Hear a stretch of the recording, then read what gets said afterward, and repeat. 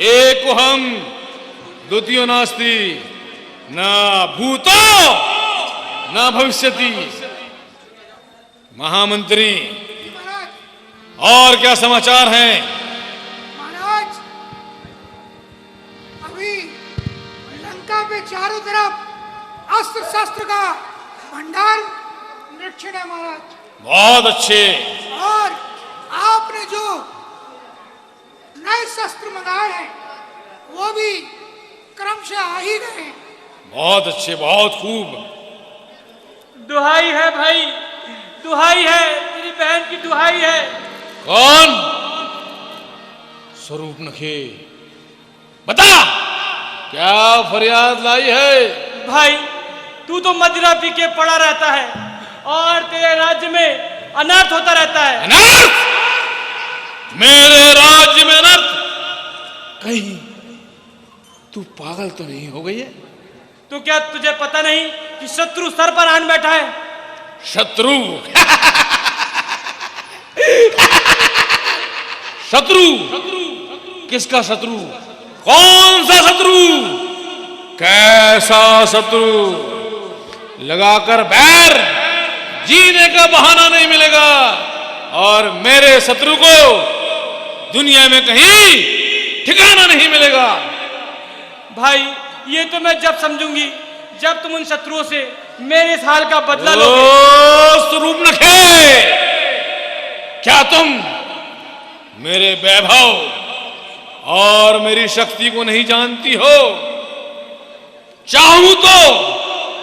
चाहूं तो सितारों की जगह फूल खिला दूं, चाहूं तो रविदेव को पूरब में ही छिपा दूं, चाहूं तो विंध्य और हिमाचल की जड़ों को हिला दूं, और चाहूं तो आकाश और रसातल को एक मिला दूं।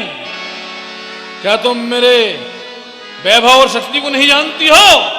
जानती हूं भाई, परंतु समय की गति को कौन टाल सकता है, और प्रत्यक्ष को प्रमाण की क्या आवश्यकता है? ये देखो मेरी नाक। स्वरूप नखे, नाक कटानती होई, चेहरा लहू लुहान हुआ। बता तो बहना स्वरूप नखा, ये कैसा घमसान हुआ? किस जालिम ने की है ये हरकत? किसके सर पर मौत चढ़ी, और कौन अधम के रास्ते पे चला? किसकी आ गई बुरी घड़ी? भाई, पंचवटी में 2 राजकुमार आए हुए हैं। अच्छा? उनके साथ एक सुंदर स्त्री भी है। एक दिन मैं घूमती फिरती पंचवटी की ओर जा पहुंची, और जब मैंने उस स्त्री से मिलना चाहा तो छोटे तपसी ने मुझसे व्यभिचार करना चाहा, और जब मैंने इसका विरोध किया तो उसने मेरे नाक और कान काट डाले। बे काटे नाक और कान, फिर जिंदा रहे जमाने में तो टूटे 20 भुजा मेरी। लानत है शस्त्र उठाने में। तुम बैठो, थोड़ी धीर धरो। मैं दंडक वन को जाता हूं, और इस नाक और कान काटने का बदला दोनों से अभी चुकाता हूं। पर स्वरूप नखे, क्या यह बात तुमने खर और दूषण को नहीं बताई? बताई थी भाई, पर उन न्यायियों ने उन्हें भी मौत के घाट उतार दिया। ओ तपस्वी, क्या कहा? खर और दूषण मारे गए? हाँ भाई, मैं बिल्कुल सच कहती हूं। मेरे समान बलशाली खर और दूषण मारे गए।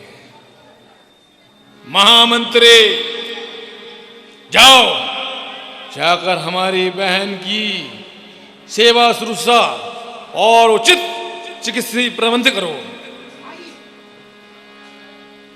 दरबार बर्खास्त। खर व दूषण, तृष्णा का वध सुन करके रावण को बड़ा दुख हुआ। सभा को बर्खास्त किया।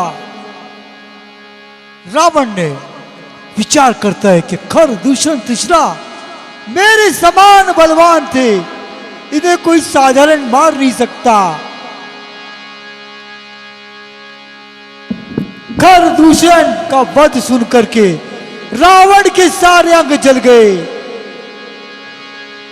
अंत में सभा बर्खास्त करने के पश्चात रात्रि का समय अपने महल में एकांत में विचार करता है रावण। रात भर उसे नींद नहीं आई।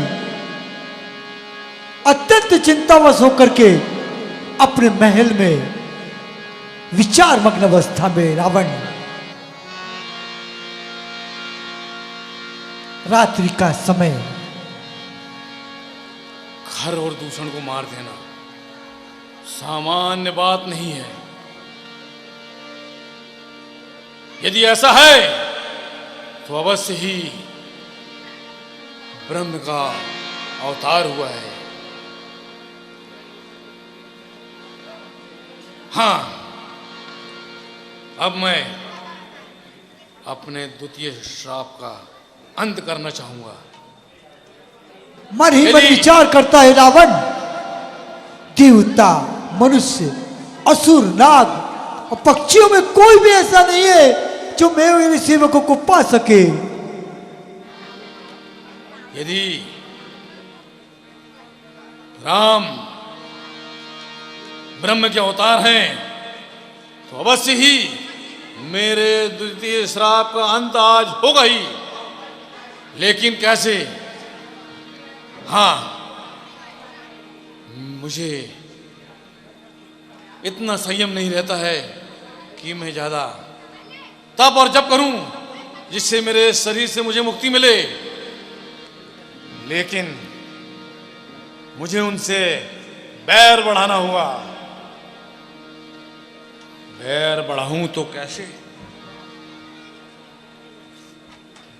रावण विचार करता है, देवताओं को आनंद देने वाले, पृथ्वी का भार हरण करने वाले प्रभु ने यदि अवतार लिया है तो मैं उनसे हठ पूर्वक बैर करूंगा। हाँ, याद आया। मैं उनकी भार्या जानकी को लंका ले आऊं और यदि वे ब्रह्म के अवतार हैं तो स्वयं खोजते खोजते मुझ तक आ पहुंचेंगे। और यदि साधारण मनुष्य हैं तो मेरे वैभव को सुनकर भाग जाएंगे। सीता, सीता, सीता, सीता, मेरे ईमान और जान की मालिक सीता। हाँ, सीता निसंदेह तुम सीता हो, लेकिन मेरी जान का फजीता हो। बैठे बिठलाए ना जाने क्या याद आया, दिल में दर्द हुआ और आंखों में आंसू आ गए। सीता, सीता, सीता, सीता, सीता, यद्यपि मैंने तुम्हें स्वयंवर में नहीं जीता, लेकिन अब अवश्य ही जीती जाएगी और मेरे महलों में अपनी अपूर्व सुंदरता से रौनक बढ़ाएगी। लेकिन कैसे?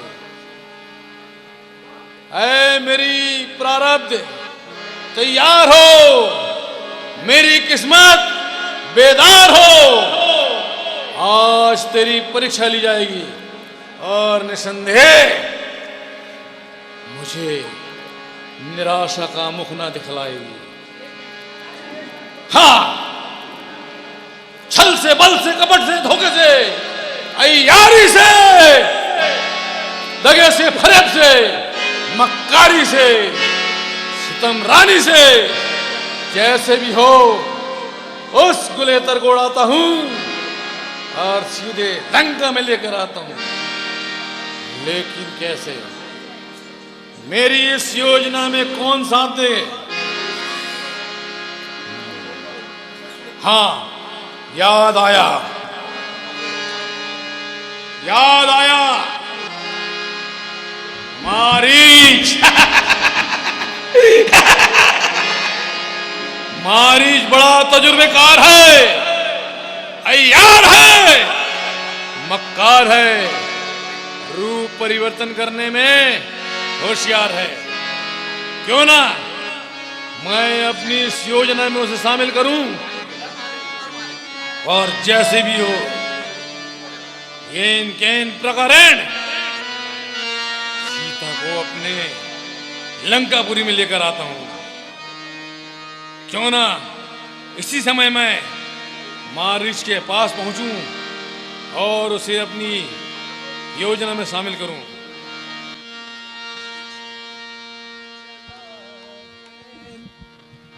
रावण ने विचार किया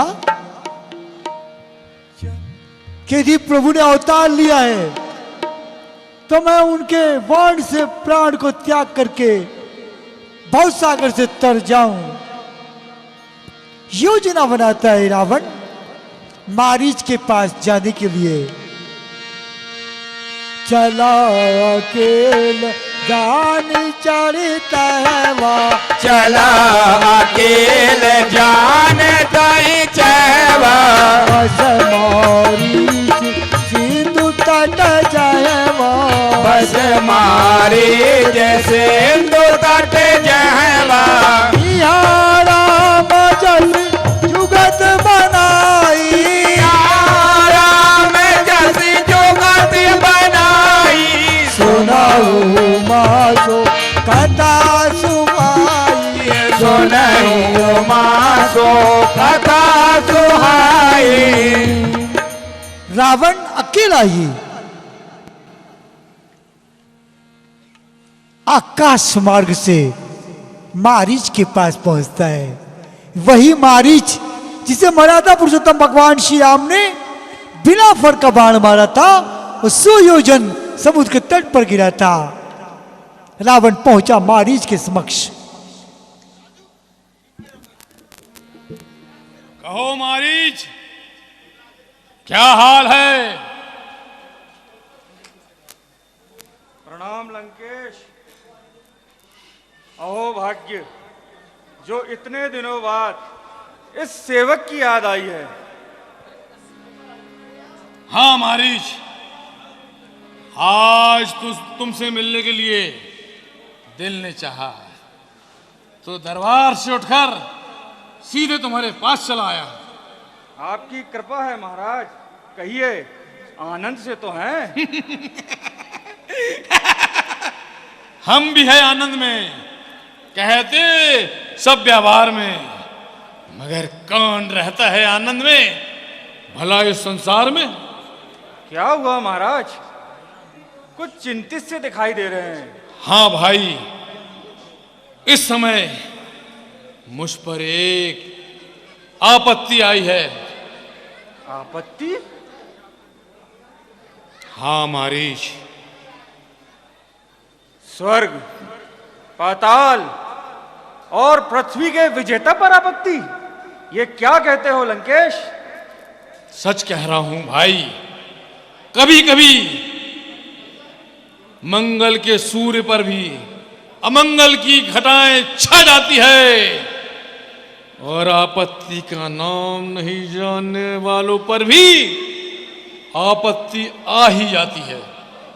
तो कहिए लंकेश, क्या समाचार है? क्या मेरे योग्य कोई सेवा है? भाई, कुछ समय से अयोध्या के 2 राजकुमार पंचवटी में डेरा डाले हुए हैं। एक दिन की बात है, सुन रहे हो ना? हाँ। ध्यान से सुनो भाई।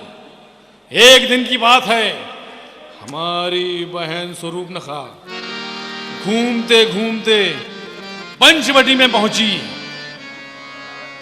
छोटे राजकुमार ने उसे देखकर बड़े दाम हायत चलाए, लेकिन जब स्वरूपनखा ने प्रतिघात किया तो जानते हो क्या हुआ? कहिए महाराज, क्या हुआ? छोटे तपस्वी ने हमारी बहन के नाक और कान काट डाले। तो उसने खरदूषण को नहीं बुलाया? यही तो बात है भाई, खरदूषण को बुलाया। उन आतताइयों ने खर और दूषण को भी यम के द्वार पहुंचा दिया।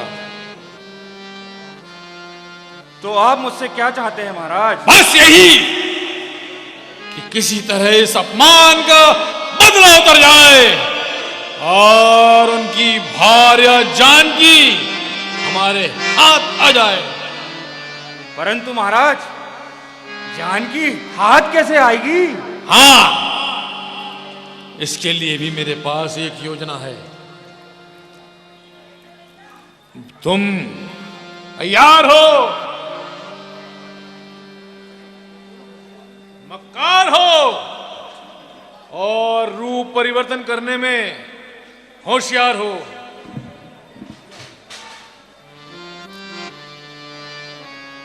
इसलिए मैं चाहता हूं कि तुम अपना रूप परिवर्तन करो, अय्यारी दिखाओ, जी भरकर मक्कारी दिखाओ और सुनहरी मृग का रूप धारण करो। जब हम दोनों वहां पहुंचेंगे तो तुम्हारे सुंदर स्वरूप को देखकर दोनों तपस्वी तुम्हारे पीछे भागेंगे। उसी समय मैं साधु का रूप धारण कर जानकी का हरण कर लूंगा। तो महाराज, क्या चलना ही पड़ेगा? अवश्य। यदि इनकार करूं तो यह तलवार तेरे सीने के पार करूं।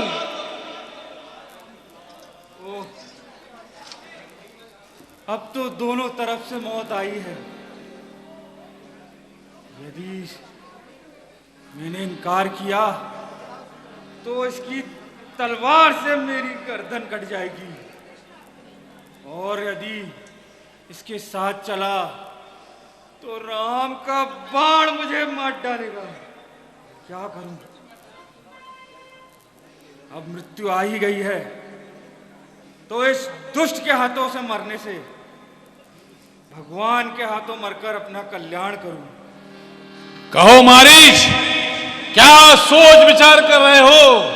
किस बात की देरदार है? कोई सोच नहीं महाराज, मारी चलने को तैयार है।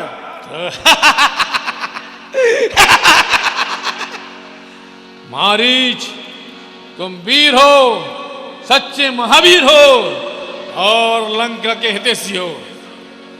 आज रात्रि बहुत हो चुकी है, कल दरबार से हम सीधे पंचवटी पहुंचेंगे। जैसी आज्ञा महाराज। आज तुम भी आराम करो। जय शंकर की। जय शंकर की महाराज। मारीच ने अनेकों प्रकार से रावण को समझाया कि वे मनुष्य रूप में चराचर के ईश्वर हैं। अनेकों प्रकार से समझाया, लेकिन रावण ने एक न माने।